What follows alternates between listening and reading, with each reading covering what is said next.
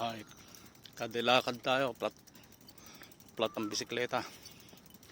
Yan, ukod natin yan ngayon.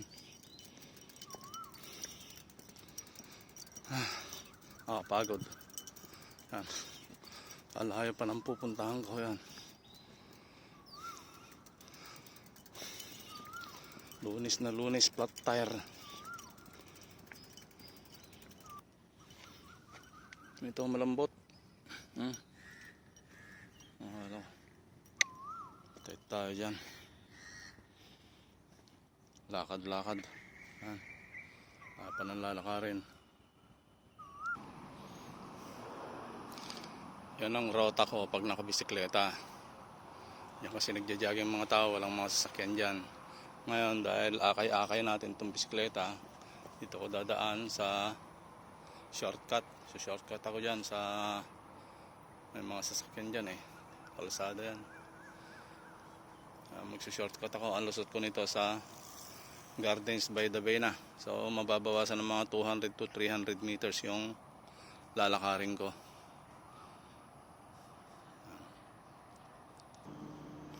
So nakarating na tayo dito sa ilalim ng flyover. Ayan, ilalim ng flyover yan.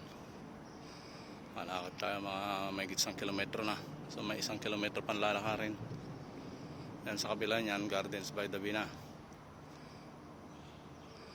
Hiningal na ako. Lakad ulit. So ito na yung Gardens by the Bay, south part ito ng Gardens by the Bay. Yan. Yan, kita dito yung Singapore Flyer, silip na dito. So mula dito may 1 kilometro pa akong lalakarin. Pagod much, pinagpawisan lang ako ng maraming singot. Lakad ulit, makarating sa oras. Ayan, ito yung puno ng kamyas na hindi ko maabutan ang bunga. Naunahan ako lagi ng mga Pilipina. Yan, may mga maliliit na bunga pa isa-isa. Kaya lang mabibilis yung mga Pilipina rito na may mga alagang aso na yan, may mga bunga. Nilalakad nila yung mga aso nila rito. Pag nakikita nilang maraming bunga, ayan, maamurutan. Ano, maliliit pa. Tsaka ilan lang. At saka meron din silang puno ng ano dito, puno ng dito yung star fruit. Yan, puro bulaklak pa, pambunga. Abangan natin yan. Yan pa, maraming balbalino rito. Yan, may pagong dun. Yan. Yan.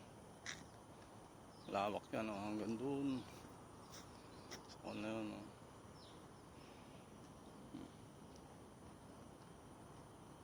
Dito, maraming tilapia, pero maliliit. Yan. Maliliit lang sila.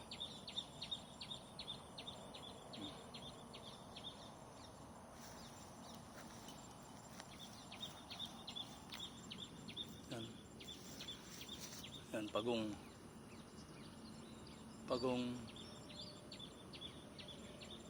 Yan, ito talaga ang giant na bisukol. Kalaki. Bisukol yan, kalaki.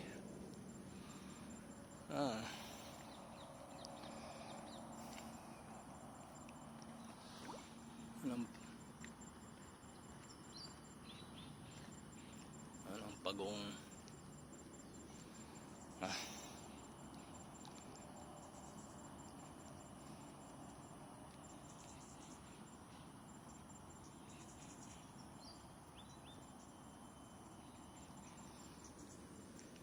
Giant na bisukol, kalaki nga nito.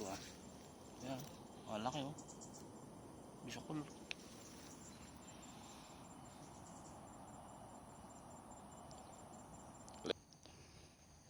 So ayan, nakarating din tayo dito sa job site. Yan, Tuloy, nakasarado pa ang gate kasi walang nagtrabaho kagabi. Yan ang job site. More than 2 kilometers din yung nilakad ko. At almost 40 minutes. Mula sa MRT Stadium MRT yan. Ano, pinagpawisan ng maraming singot na. Tingnan ko kung nakabukas yung lock ng gate para makapasok na tayo.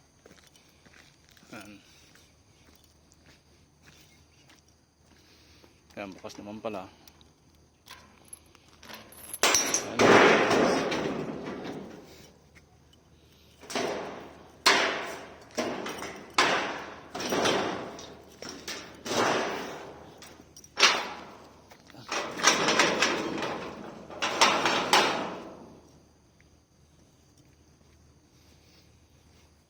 So, ayan ang pahamak kong bisikleta. Pinaglakad niya ako ng more than 2 kilometers. Ayan. Nangiram na lang tayo ng pambomba ng hangin mamaya sa taga safety. Okay. See you. Bye bye.